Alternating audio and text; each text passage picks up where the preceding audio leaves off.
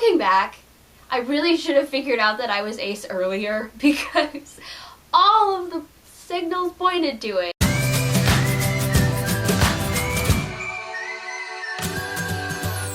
Your video was a very good video, friend. I felt like you said it very clearly. Despite the fact that you said you didn't have the words you wanted, I felt you were very well spoken on the matter anyway, and all of what you said was very true, I think. I think you did a very good job.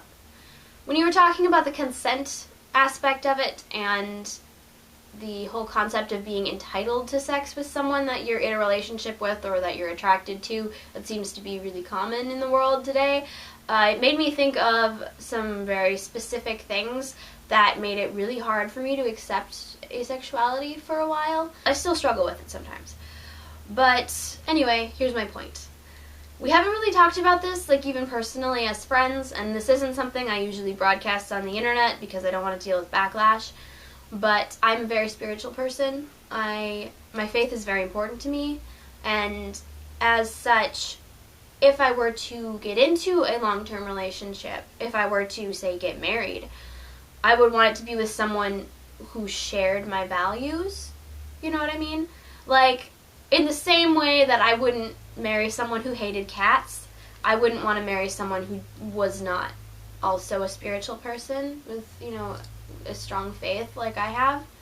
So, yeah, therein lies some sticky stuff. As someone with such a strong faith, who is so spiritual, being raised by parents who are the same way, as I was growing up, I was taught that sex was something you waited until marriage to have. And it was something that you only had with the person you were married to. Okay, that's all well and good as far as the dating part goes. Because then if I'm dating someone who has the same beliefs I do, I don't have to worry about being pressured into that while I'm dating the person. The problem comes in if I were to find someone like this and we were to date and it turns out that we actually want to get married, then it turns into a bit of a problem. Because there is definitely a concept attached to the whole waiting until marriage thing that kind of makes this entitlement thing happen, where it's like, okay, well, we're married, so that means we get to sleep together now. And as someone who doesn't want that, it's very much like,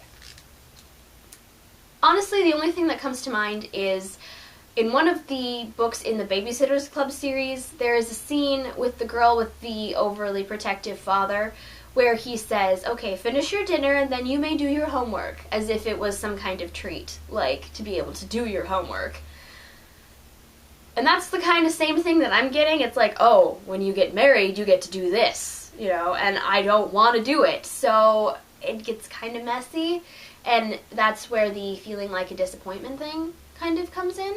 And a large part of why I've kind of sworn off the idea of getting married.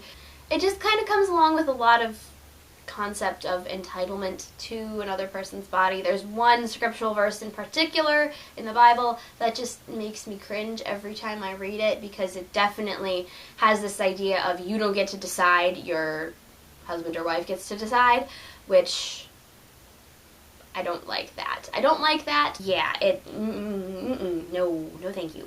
But yeah, I don't really know where I'm going with this video, just that this is the stuff that it made me think about when I watched your video. Just about the whole entitlement to another person's body thing, which is, and yeah, I don't really know where I'm going with this video, but you did a good job on yours, and hopefully this video is in some semblance of order. I don't know. I don't know what's gonna happen when I get this into my editing program. We'll see, I guess. Yeah. So, I guess I'll see you tomorrow, friend. Bye!